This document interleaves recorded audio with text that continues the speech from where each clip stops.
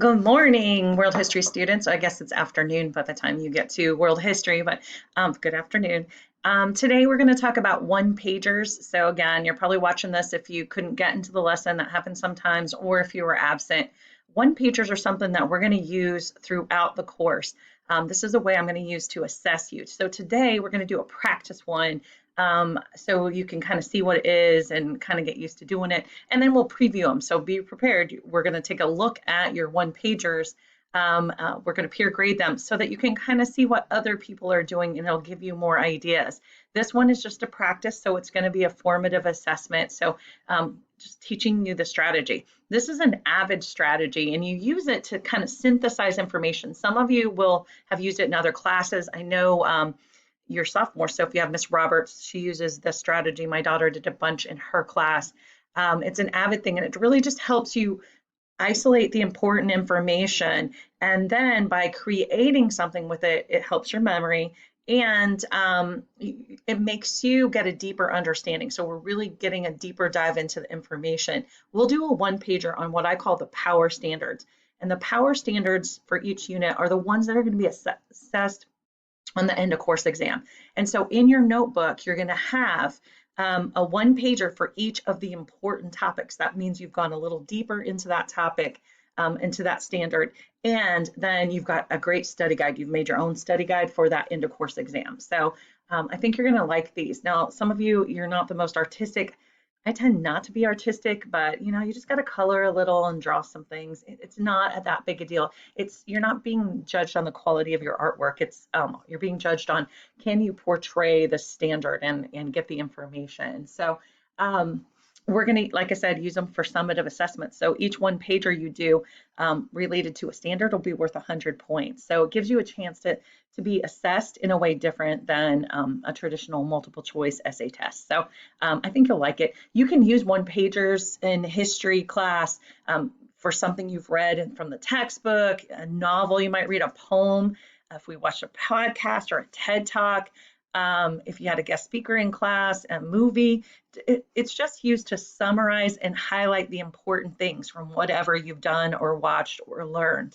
And you just add to it like colors and icons and symbols and pictures. And it helps you really connect to the material. So that's why we're gonna use this. This is my first time to use one pagers, but I'm really excited about it because I think they're super cool. All right, for each one pager, I'm gonna give you a template. All right, and so today you've got a template to use. Normally, I would just hand you the template and then you could do whatever you wanted on that piece of paper, but I'm not with you. So you can just draw the template onto a piece of computer paper, or if you have a printer, you could print the template and then just draw in the template, whatever is best for you, however you want to do it. You're going to need a blank sheet of paper, not lined paper. It needs to be unlined paper, just an 8.5 by 11. And frankly, if you don't have computer paper lying around, just put it on the back of something. It can even be a colored piece of paper. You could do it on construction paper. Just make sure it's really legible. So just need a regular size piece of blank paper, no lines, all right? So I'll give you a template and then I'll tell you what information should be on it. We're gonna go over that in a second. And then you're just gonna use your creativity and your knowledge, and then you're gonna create something that explains what we're talking about.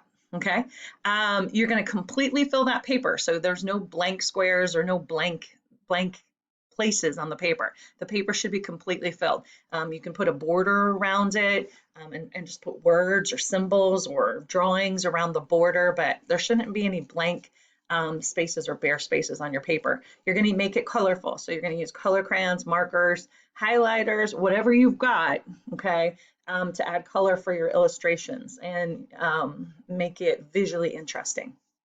All right, you do this by hand. We're not doing computer ones, okay? So this is the exception to electronics because frankly, it's too easy to cheat, and so I want you drawing by hand, all right? And then to turn it in, you can scan it, so or take a picture of it, and you'll just upload the picture or the scan. So I learned this summer, and I've been using it all the time, that if you have an Apple, if you have an iPhone, you can actually use OneNote to scan it. So you just go in and click on it and get to the scan, and you just scan it, and then you can upload that scan.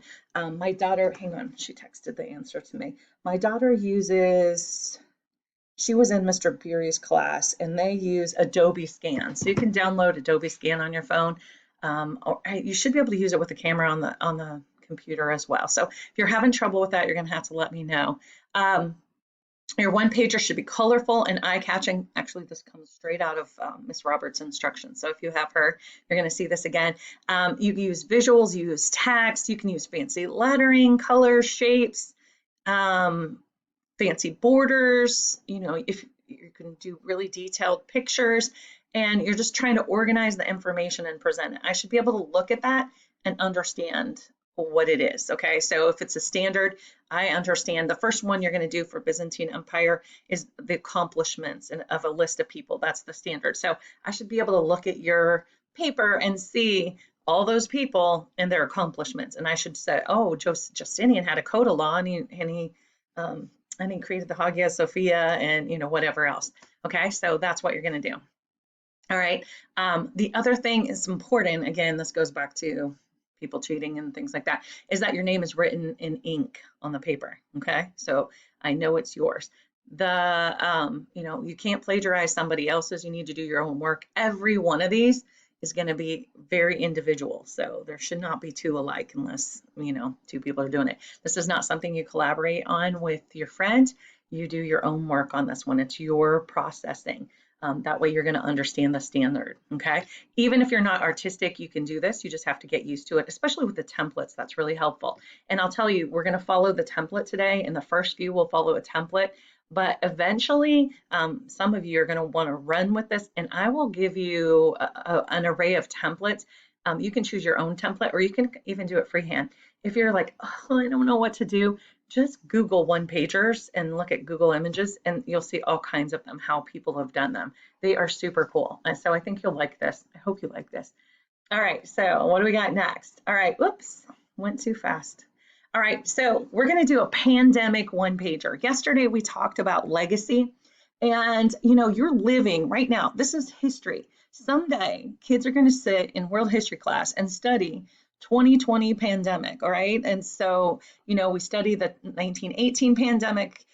We study the Black Plague for sure. And so someday they're going to study this pandemic. So it might be your grandchildren, all right, your children or your grandchildren, and maybe nieces, nephews, whatever. And so they may come and interview you, like, hey, grandma, grandpa, what happened? What do you remember? So today we're going to take that idea of legacy, and we're going to create like a historical record. Okay, you were creating a historical record. Hopefully you'll keep it, and then someday you'll come across it, and then be like, oh, well, this is what I remember from the pandemic. I told you, I think yesterday, that my great grandfather, I worked with him on a project, a history project, and I found that recently, and I had my drawing on it, and then I had all the things I'd interviewed him, and it's in there. It's in this cute little folder, and it's just such a good memory. So hopefully this will be a good memory for you. Maybe you'll be like, oh, I had to make a one pager, and Mrs. Sewell, she was so mean. I don't know. All right, hopefully not. And so this is a chance for you to you don't have to know any history. You are the history. So you're going to put this together. So in this one pager, you want to incorporate some of these elements, like what are some images, symbols, things that are important to you? Maybe the lack of toilet paper. Maybe the central focus is there was no toilet paper. I don't know. What about a news headline? So you can incorporate a news headline. So you just Google for that, right? Your memories shown through words or drawings. What about a quote? Round up a quote from this. It's a historical event. What are some things that you think are unique to this time period? Another thing you can add, what's your stress level? Okay, you can talk about digital learning, you can talk about toilet paper shortages, food shortages, economic disaster, whatever you want, masks, there's a great picture of COVID right there. I like that. All right. What are you reading during this time? What are you watching? What are you doing? What can't you do? All right. What are some of the things you might want to put? What are some of the things I wasn't able to do? But then what are some of the things I did do that might be new or unique? How are you helping yourself cope through this? All right. So what you're missing, what you're not missing, how you're feeling. You can make a word border with COVID words around it. So again, it's creativity. And I know some of us, it's like, whoa, I don't know where to start. All right, but just start filling in boxes, and you can use this list of what is required, or it's not really required. Pick 8 things out of that list and put it in there, okay? And you can see this is the template that we're going to use. So you can just draw this onto your paper. You could print this template if you want. And so already one of the boxes is full. You just can fill in the emoji of what you're feeling, or maybe you're feeling all of these. All right, and then you just fill in the boxes. So you're going to break it into boxes. So just pick those elements, 1, 2, 3, 4, 6, 7, 8. See, there's 8 elements, and then you're going to put those in there. And at the top, you can put a title. Now, you can run this one pager either way. So, well, you'd have to turn your faces if you're drawing it, but you can have them go vertically or horizontally. So when you look at the template, you might want to think about, oh, what if I turned it? What would it look like? It doesn't have to go vertically. It could go horizontally, any of the templates. So it might change the whole look of it if you did it the other direction.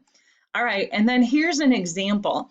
At the top is actually the pandemic assignment. I actually got this off Teachers Pay Teachers because I wanted to get you started with something you know. We don't have to learn it, just to practice that. Right, you can see they didn't put a huge amount of information in there, so it looks like a little bit much of white space, and they don't have a border on it. The template doesn't particularly have a border, so you could create a border with words around that too if you wanted to fill it a little more. You can see that the other templates specifically have the border for you to fill, so you could add your own border in there. Below are just examples of other one-pagers. You can see those are not the same template. But there are different templates that we'll use throughout the year. So, and again, if you Google one-pagers, you're going to find all kinds of examples. So, how you draw, but I thought these were some examples that you could use. All right, so that's the one-pager. Your assignment today is to create your pandemic one-pager. Okay, that's going to be your activity. Your exit ticket is you're going to upload it to Canvas. I got to put that Canvas assignment in. You're going to upload it to Canvas, and then tomorrow we're going to peer grade. Your peers are not going to grade you. Sorry about the dog in the background, by the way. Your peers are not going to grade you, but they are going to take a look at it. The purpose of that is just so you can get ideas.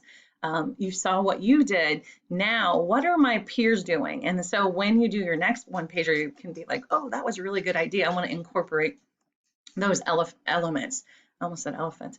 So I want you to get to see how others are taking on this task, okay? And we'll do that for the first couple, right? So this is going to be worth 50 formative points. This is formative. Remember, we're forming the knowledge. When we get to the standards, the next one you do, it will be summative. It'll be worth 100 test points. It'll be in that 80% category. So, you want to take this experience and really learn how to do it so that you can, excel in this one area. This is one area where it's pretty easy to get 100. I don't have a rubric for this, and I apologize for that because it's not an assessment. I will have rubrics always for the other one, so you'll know exactly what's being graded on it. So this is just practice at being creative and creating this one pager. Use the template I gave you today. Okay, we're going to get used to using those templates. As we've done a few one pagers, following the templates, then I'll give you more freedom, because some of you are probably really artistic and you may feel limited. Others are going to look at this and like, how am I going to fill those boxes? So anyway, that's it. That's your lesson. So go forth, make a cool one pager, make sure you get it uploaded so we can look at them tomorrow. It's due tonight at midnight, but as long as you get it in there before 7th period, I'm not going to give you any grief. So have a good day.